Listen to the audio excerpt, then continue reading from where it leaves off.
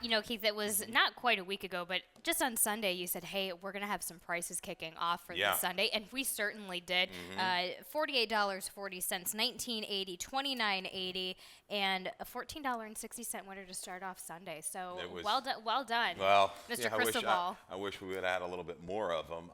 But that was the way that card was shaping up. I knew it. I said, take some shots, and hopefully you Yep. did. I mean, days like that, bet 2, 3, even 4 horses to win. Exactly. $2 to $4 each, and you definitely probably were rewarded on that card. And we've got 9 races a day. Interesting little card. I don't have any. Yeah, I've got one Right. horse later in the car at a good number, and I think this horse is going to run big. But other than that, I didn't come up with anything monstrous. I think I think it's race 5 or 7. You can spread it. It's a race to spread wide, and we'll Yeah. get to that in a second. Talking about a different carryover, though, let's go Okay. to Rosecroft really quick. 53 grand. Okay. On its way to 54 grand on April 30th, wrapping up April essentially, Keith. Wow. Yeah. I mean, get on it. Obviously, you got to be that single ticket, which is sometimes a little tricky down there with the harness racing. It might be. Looks like they're running fairly formidable, but you got action. People are diving in on that wager. So definitely, if you got a chance, take a little part in there on Tuesday, April 30th. Rosecroft 53, 55,000. You might strike it rich. You might strike it rich. I could see you playing a little bit of that. Yeah. Let's see what we have going on here, though. Let's get back to the action of today. That grass is green, and it's firm, too, along Yes. the fast track. It's 0 out there, so bundle up, everybody. No, I'm just kidding. No, it's going to be what in the Well, it's mid gonna be 50s, gorgeous. 60s, but sunny. Yeah, and really things going to warm up towards the end of this weekend, no doubt about it. We'll see you outside on Sunday, Yes, right? we will. Yes. Listen, depending on how I feel, we might be outside tomorrow too. We'll see. We'll all see how right. we play it. I'm trying to tough out. And Okay. Keith, I may be working with walking bronchitis. I don't know what's going on with me, but Okay. let's get back into the action. Of course. With our feathered friends over here on the Laurel lawn. Starting off that early pick Okay. 5 and that claiming 20,000. For the 3-year-olds and upwards, which have never won 3, going a mile on the dirt, scratching the 3, eye on the candy. Keith, you have the number 2 on top. This is going to be band camp for Annette Eubanks, Angel Cruz. Yeah. Just a little bit of an unfortunate incident last time out. Yeah, I might be reaching a little bit with Bandcamp. Going to be a shorter price as well, but with the scratch of eye on the candy, who I thought was kind of in there to maybe help things out for Brooklyn Guy. Bandcamp has had some issues the last couple races, some bumps at the break, knocked off kilter a little bit, was able to get it done 2 races back last time. They went fast, so as Tim likes to say, maybe he was kind of just drug into that number a little bit, slightly inflated, 69. He's got a 68 back on the page. It's just the distance. He's had a couple siblings that have won going long and done well going long. I think he's going to get the jump on Brooklyn Guy, Maryland Moon, once they turn for home. Stamina factor, last 1/8 of a mile, but he's going to offer a touch more value here for the Annette Eubanks bar. Brooklyn Guy gets the blinkers on with Diane Marici Yeah. for Victor Carrasco.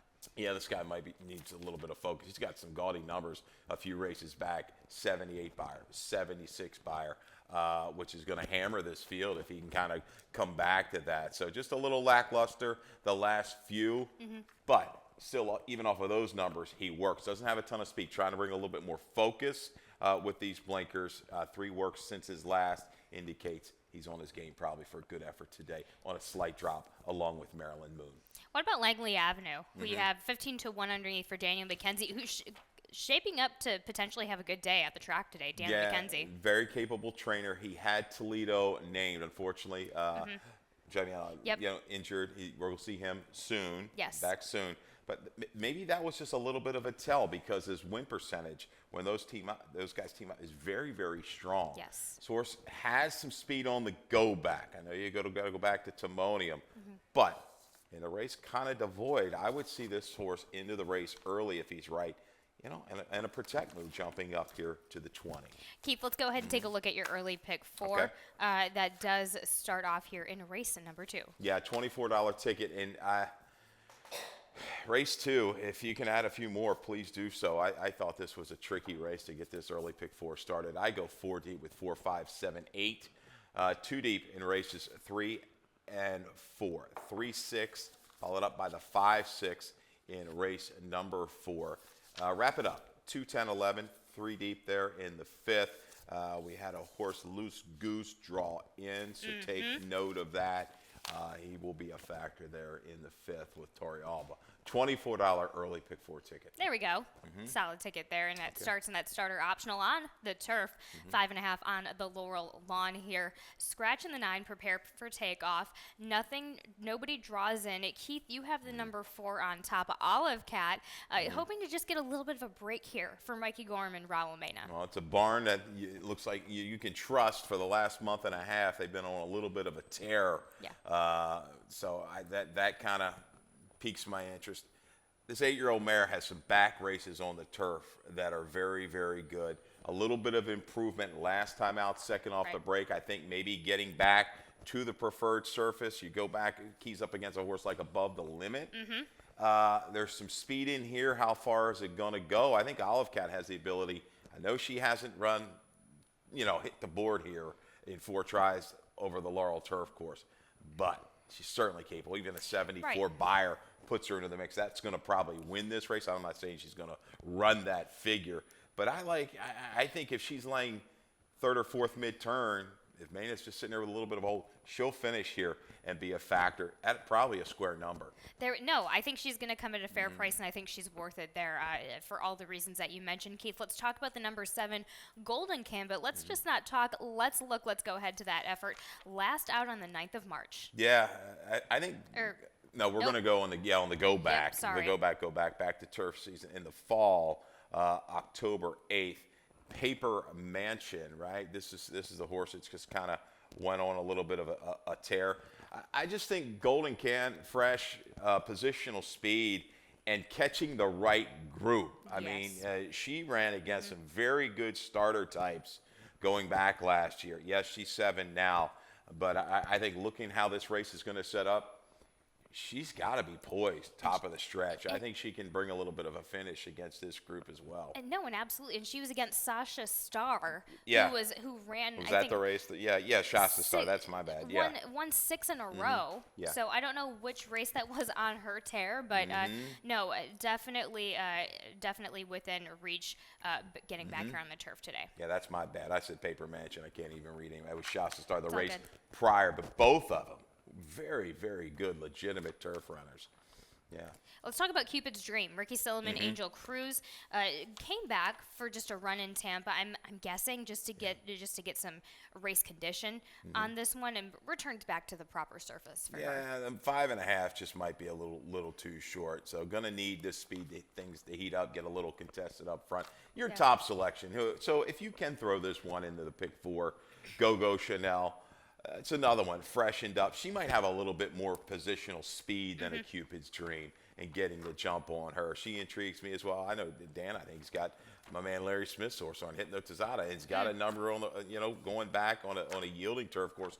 Bundle of Joy running against some decent horses. I got Speak Your Mind is the speed of the speed. Right. To go out there a long way. So spread around here in race 2 if you can. There's not a whole lot you can seriously trust. Right. And Olive Cat, I know, was good at one time. Can this revive her career here today? I was surprised. I was ready for you to put Speak Your Mind on top. So you go 4, 7, 8, 5 for that first leg of the early pick 4. Race number 2 is a maiden claiming 30,000, going 6 furlongs on the dirt. For the girls, 3, 4, and 5. You land on the number 6, Gold Rush Hottie in the barn of Kieran McGee, J. Ron Barbosa. Yeah, this is, I think, third off of a break. Her best race was her debut. She hasn't been able to kind of get back to that effort. But I think shortening up a furlong here is going to work. Stormy Midnight, who we're going to see later this weekend for Kieran, ran lights out, was just locked and loaded and just kicked away. She held okay, Gold Rush Hottie. I think in this field, she's got a couple horses inside of her that might show speed as well. I think she can settle and make a run, get the first move into the flow. Lance's Smile here, I think, is going to be tough off of a break. Maiden Special in for the tag today. Last time was seen behind Graceful Rose. It was, I think she won here, for 40,000 non-winners of 2 in life for Gorham. That third place finisher came back to just miss in its next start. So facing key rivals, the drop from Maiden Special to Maiden Claiming is big freshened up. 309-day break we got to worry about, but this barn has been okay, a positive ROI with these type of layoff runners. On top of that, Graceful Rose went on to run in 2 starter allowances. Up in New York, just missed out, held her own in those races. You also go with the number 5 underneath. Quality Weekend, Bobby Plummer, Gene Brusino. I wanted to get your take on this because we go from two different races, 2 different surfaces, 2 different styles. What's Brusino going to give us today? Hopefully find something right in between. Sure. The first time had that trouble and then rushed up, closed belatedly. There's dirt in this family, no doubt. 5-year-old mare, so definitely a later start here to the races. But the blinkers one on might have been a little keyed up. Maybe they tweak things a little bit with that equipment, get her to settle, and bring a little bit better finish. Proceeding the right kind of rider with a horse to kind of take a little bit further off the pace and make her run.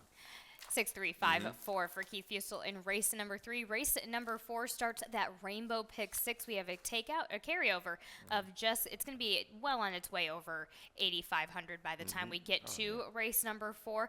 Taking a look at my ticket really quick, your $24 ticket makes me feel a little better with some of the sequences that we had to deal with, that I had to deal with. So race number 5, that's a claiming 8,000, but I think that's highly contested. I think a lot of different things could happen in that race. So I single in right away on your best bet of the day. We'll get to that in a second. 2 deep in races 6, 8, and 9. And then in race number 7, I go 4, 8, 11, and 13 there for that turf race. $38.40 ticket, and it begins in this claiming 12-5 for these 3-year-olds going 7 furlongs on the dirt. Keith, you and I both have the number 6 on top. Kick startness. Let's get right to it for Jamie Ness and Jamie Rodriguez. This time, last time out. Yeah, all 3 Ness runners today are very, very live. I think I might actually have them all on top. I mean, the percentages that they hit. Why not? Why do we even look at anything? Just write the percentages with these guys. But Kick Startness, his best race so far at 3. Just tracks nicely, relaxed. The time before this had a little issues early on, and just moves up with the flow and engages here top of the stretch. Those internals were honest, 23-3, 47-2, a little bit slower late. But what I liked, I looked back, the early internals were quicker than the 3-year-old maiden special weight boys in the next race. Finish time only a couple ticks off at the same distance. This works for me. In this barn, you're going to see this little stat here. It's not a high sample size, but 5 for 16, 31%, 11 for 16 in the money, with the 3-year-old maiden breakers coming back between $10,000 and $20,000 claiming price in its next start. ROI, 249, and you look at the race, I mean, who's the real speed? Maybe this time, not this time, Randy will kind of go forward. Kick Startness, who was defeated by that one 2 races back. So he's got to break cleanly. Maybe he'll prompt that one and be able to go on. I think he'll be able to relax here, turning back just a furlong today. Oh, let's talk about the number 5 Dashing Artanian with Tori Alba. Tori Alba having a wonderful weekend thus far. Sneaky horse here for Corrales. That last race dirties everything up. A drop. You might get a little value in this one. Is 7/8 a little, too short? Would you like a little bit more flow? But I thought he was uncomfortable in between horses on the sloppy track last time out on the dead rail. So going back 3 races at 57 Buyer Stairs, you're right in the face behind Derbiness. Okay, that works for me. I think that this horse is going to be able to get a little bit better position around the turn with Tori Alba and bring that run. This horse, I think, is going to finish up well against this group. I think Ascendance is a user, and I think not this time Randy as a pace presence has to be used as well. 6-5-2-1 for Keith Fusel there in race at number 4. Race number 5 starts at the late pick 5 and is a claiming 8,000, going 2 turns on the dirt for the 3-year-olds and up. Scratching the 1, scratching the 6. You have the number 10 Cloud Music on top, who I have in my exacta for Jamie Ness, Jamie Rodriguez. This time they're the speed in the race. Yeah, 2-turn race. I'm on the 16th here at Laurel, and I'm going outside. That's probably not the smartest thing to do. I think you've got the right horse in the 2, maybe the horse you can trust the most because of that post position. I like where he sits. But Cloud Music, Loose Goose, if they bring the races, major if, I think they're going to be tough. And this protect move for Ness up to 8. We talked about it a couple weeks ago. Might have been Dan even had a stat when moving up in claiming price. It's a tremendous rate. This horse has some serious speed. He's 2 for 2 at the distance. I'm going to trust that this horse is able to clear against this group, gets a little help with Tate out.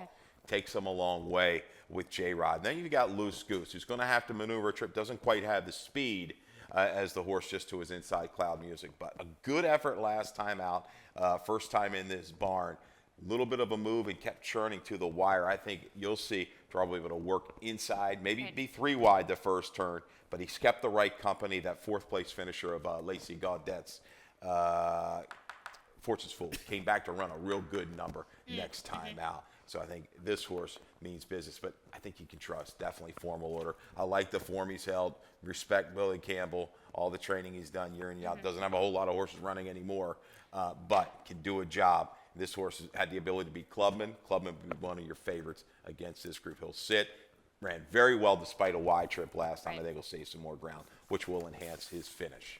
And that wraps up for Keith Fusel there. 10, 11, 2, 3. We will be right back after this commercial break to talk about the rest of Friday's card.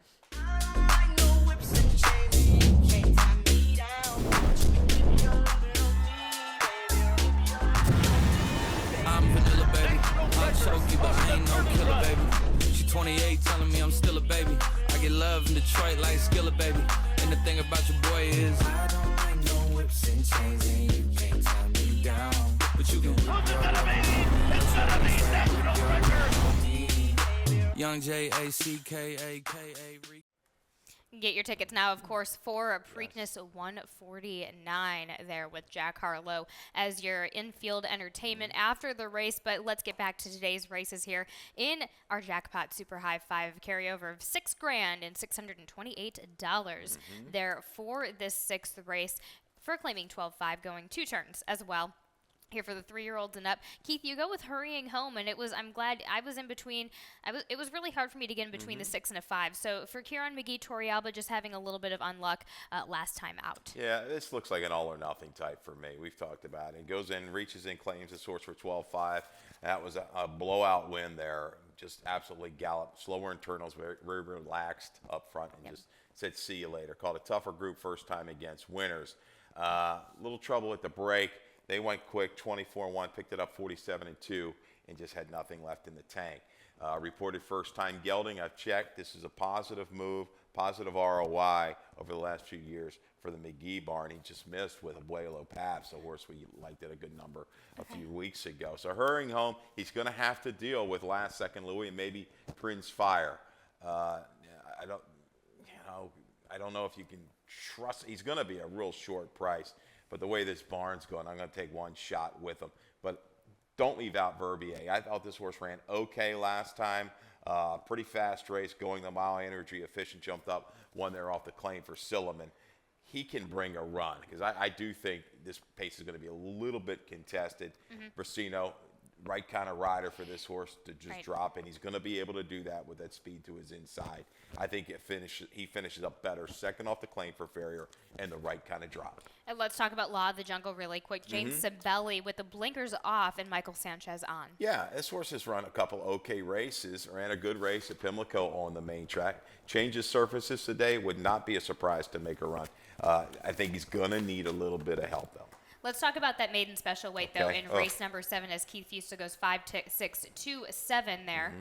And 5.5 on the turf for these girls, 3 to 5. Scratching the 3, scratching the 5, and scratching the 16 as well in that AE. Let's talk about your top selection in the number 14 on top. This one draws in the amazing Mizzen for Susan Cooney. Gets the blinkers on. Jean Brasino setting up for a good day as far as you're concerned, Keith. Yeah, let's do it. Brasino, Susan Cooney, come on, she's got 2 live horses in here. We'll show you a video in a second. But let's talk about the amazing Mizzen. Blinkers on, Lasix on, right? Ran a good race when last seen back in October behind Enzo. That's the relative to Caravel, that whole family, Whitty and everybody. So, again, you got a fresh horse. She almost pulled a huge upset with a 3-year-old the other day. Steam Knot went to the front, 56-1. I think ran 4th, just a little bit of a fade late. I see these workouts. I see Brasino. He looks like the main rider for her, right? Right. Runaround Slew, I think when you just looks like maybe the one you would take. They go here. I think it's going to be all systems go from the outside, and the amazing Mizzen at a price, I think will be present a long way in race number 7. Let's also talk about the number 7 here. In Hot Dance for Mike Trombetta, Michael Sanchez gets the call, gets to the turf officially for the first time. Yeah, it just, a little bit of a trust here with this move with Trombetta when he goes dirt to turf, first turf, positive ROIs. I don't know what happened last time. Maybe just didn't like that sloppy sealed surface at all, but looks to bring a finish against these. A couple of decent sprints. Has handled synthetic okay. So that percentage and that ROI works for me with the Trombetta horse. Let's talk about Rise Smile for Brittany Russell. Tori Alba gets the call here, gets the weight off. Yeah, I mean, you've got a long line of works. It looks steady. Lasix on World of Trouble. We know the turf is good there. 13% with the first-time starters. 20% is World of Trouble with the turf sprinters. Sibs have handled the turf. The one thing, Brittany's percentage a little light. Only like, 13% I got with the firsters on the turf the last couple years. But this horse certainly should take to the surface. I'm going to use, I think, the 10 Runaround Slew. The other Susan Cooney horse, maybe the more established on the turf, is it 3 seconds out of 9 tries. We're going to go back and watch this try on October the 12th, the last time this filly sprinted on the turf course, and it's okay. Works a trip, just kind of closes steadily in between horses. It's faced Chickahominy, had a little issue in that race, taking a race. So the trying factor works. Run around Slew, I think she'll have this horse ready to go to run a forward race. Lots of ways to go here in race 7. T Rose would not surprise me. Tell Agent. Gate Song is interesting. They're going to try the turf. I think the arrogance of only 5%. I saw that and it just kind of deterred me a little bit. Sure. But again, though, would not be a surprise. Even the 9. Talk about the 9. Madison Myers Firster has picked up the speed here in the works recently. That was a good sharp work leading into this out of the gate. Mare was good, 4 for 17 on the turf, primarily going long. Okay, this is a first foal, but I don't know. I'm going to trust in Susan Cooney. Okay, So there we go. Say what you want. A big number here. The Amazing Mizzen hopefully runs an amazing race in race 7. Keith Usel's value play. 14, 7, 4, 10 there in race number 7. Race at number 8 is going to be an allowance optional 40 going 2 turns on the dirt for the fillies 3 and up. Let's go and talk about Pistol Liz Blazin for Jamie Ness and Michael Sanchez. Let's take a look at that effort at Parks last time out. Yeah, and they weren't going particularly fast in this race. You had a horse clear on the lead. You know my theory about that. I like horses that if things are a little slower up front, we get a horse that can close and run into these kind of, sluggish fractions. I love it. This horse she's just on point right now. You look at her last 3 races, very good. Byers kind of hedging in the right direction. Shorter field here. I think she can lay a little bit closer if need be. You go back on her page. She's shown that kind of speed. Continental Congress will be dangerous from the inside if she clears. We'll see if Carol Girl goes after that one. She ran very big, but got the help of a slower flow early and then kind of kicked away to run the daylight late. Pistol is ablazing. Yes, she's a rolling stone. She just kind of is what she is. She's bringing a grinding kind of run, but she's consistent. You can trust upon that. So 5-3-3-5. If that inside and speed starts looking good throughout the card, Continental Congress is going to be awfully tough to reel in on the front end using that post to its advantage. There's your track tip from Keith Fustel there for race number 8. And let's go ahead to our last race of the day in this maiden claiming 12-5, going 2 turns. On the dirt here, it seems for the dirt distance seems to be the distance of the day for these 3-year-old fillies. Keith, let's talk and look about your number 3 Easter Sunday girl from last time out, Damon Dildovico, Horacio Caramanos. Yeah, just, a willing effort every step of the way. Here's the walk in the park clear. Easter Sunday girl picks up the chase. She's just not quite good enough. But what is she going to need to be in the nightcap today? I think she's got the right kind of style here. Put her in the race. something silly might try to go to her inside. But I think this one could get on the engine. She's run well at 2 turns prior at Tampa. 3rd time here in the very capable hands of Damon Dilladavico. Let's also discuss the number 2, something silly for Jerry Robb with Tori Alba. First time router by opportunity. And the barn is back. Jerry Robb, pay attention to everything he runs. Distance might be pushing it. It's a little bit of a leany sprint, but did have a half set that run okay going long, and opportunities can get the distance. So needs to get a little bit more involved early, I think, but against this group, shouldn't be too far back with that inside post. Channel Loops, I think, is going to be the favorite. The plummet here from 25 to 12.5. The buyer advantage, it sticks out over the other surfaces. But looking at the dirt, half sib, what's this? Yeah, I think the half sib won. You got the last 3. Yeah, the last sib's won its last 3 on dirt, topped in an 80 up in New York. So, and English channels, they can pretty much run on anything. I think there'll be people lining up maybe to reach in for that one. She'll be a very short price. Hence, we go with the 3, hopefully right to the front. There we go. 3, 2, 5, 6 for Keith Fusel there in race number 9. Let's go to lightning round and discuss your picks a little bit further. Talking about your best bet here in race number 4, 5 to 2 on the number 6 kick startness for Jamie Ness and Jamie Rodriguez. Yeah, we had the good stat. There's nothing but good stats, it looks like, for Ness. But, they were spotted just right. You know, he doesn't get too worked up. He knows where these horses belong. In a winning spot, a race devoid of any real true speed. Maybe not this time. Randy inside goes. If kickstartness breaks, he's going to be with it a long way today. And you also go with your value play in race number 7. The number 14, Susan Cooney, the Maison Mizzen with Gene Brusino, 15 to 1 on the morning line. We can see these horses from 2 to 3 make jumps. I think we're going to see this. A lot of things to like: blinkers, Lasix, speed in a race where you got a couple of these horses that want to come from a little bit further back. Brusino goes here. A little bit of a tell for you. So there's my shot play of the day at 15 to 1 morning line. There you go. Let's discuss into the future now, specifically the Preakness Future Wager Board. Of course, you have a Muth who is your favorite at 3 to 1 with Fierceness coming in behind at 9 to 2. Anything with let's talk double digits. Anything jumping out at you? Well, field, if you some kind of get a random stranger, but you'll see some of these, they will just drop off. So I know what you're saying, trying to find somebody else from the rest of the crop who you really have left. So there you go. And you got to kind of maybe look at some barns that like coming here. Yes. Though. So you've got to play that angle, the ones that want to come to Baltimore, to Pimlico for the Preakness. But I think that lines up. I'm going to take a little bit closer look, but obviously Muth, you had to make favorite. Yes. I think that's the move. And Sierra Leone, interesting. I think you're going to need him to run big, if not maybe win. For Chad to be convinced to bring him over here. You got it. So Yep. you got to read the minds of these trainers, which isn't easy to do sometimes. There we have it, your future wager, and we will be back. Well, Mackenzie and I will be back for the afternoon, but Keith, we're going to leave it here. Thank you so much for joining us and giving us all of those wonderful stats and information on the morning show. We are going to take it to Dave Rodman for some more changes and scratches. All right, good luck, everybody.